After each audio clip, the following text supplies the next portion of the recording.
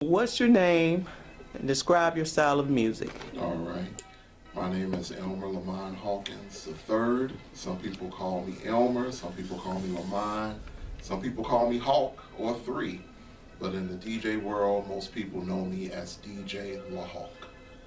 My style of music, pretty much anything. I started out doing wedding receptions and parties, so I was spending top 40 R&B. Around, I would say, the early to mid 90s. Converted to house music, soulful, beat, disco edits, and that's been my love affair for the most part, the majority of my life. Awesome, awesome. I went to a couple of events that you DJ. That was hot. I hope you enjoyed them. Thank you. Okay, what's your backstory? What was it like growing up? Growing up, I grew up in a full household, 8 of us, 5 sisters, 3 boys. Mother and father, both hard workers. Father worked for the railroad. He was also a DJ, into music. My mother associated with a lot of musicians like Earth, Wind and Fire and other people here in Chicago. When she was younger, and she was into like Afrocentric movement, militant. You know, this was before she had learned things later in life. So my background was always full of music, full of conscientiousness. Me, myself, I've never been an outgoing person as far as going out and doing things. I was never a dancer. I was always self-conscious. I was going to be a big bird dancing on the floor. So I went into DJing. I loved music. I remember my parents, when I was about maybe 10, 11, I said, you know, I want a video game. So this was back when Silo and Fetters was open. And they went and got me the brand new Nintendo. And for a lot of children that are born now, they're not even aware that Nintendo used to come with a robot by the name of Gyromite. So it was the real deal. I think that system is worth well over $20,000 now for that system, the original one. But at any rate, he went out with his hard-earned money, bought the thing for me, brought it home. I believe I played with that thing for maybe a month. And I said, this is garbage. And I went to my parents. I said, you know what? I think I want to DJ. And they was like, we're not doing nothing for you. We didn't spend all this money. We're going to sell this Nintendo system, and you on your own.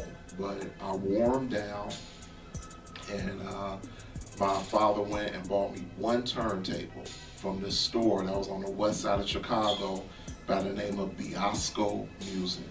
He bought me a Gemini turntable, direct drive, and the rest of it I acquired through garage sales, thrift shops, people that would give me things to come up with like a makeshift deck, a makeshift, set of mixer and turntables.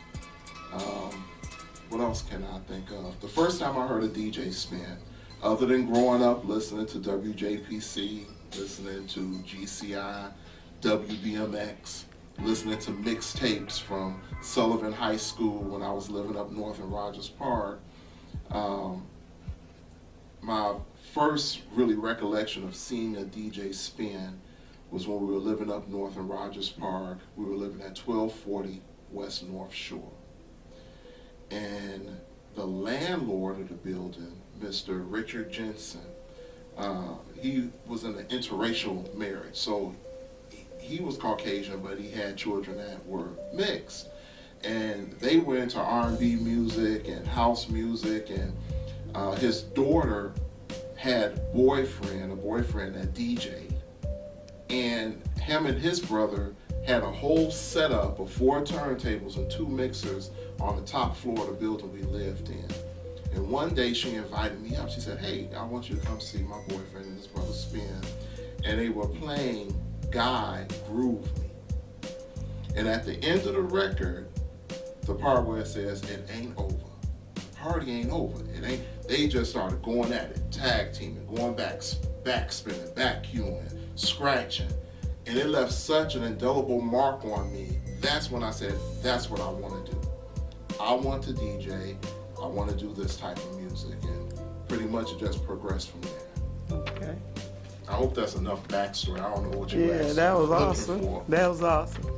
Okay, if you could collab with any artist, dead or alive, who would you pick? Oh wow. Yeah, that is a loaded question. Bob James.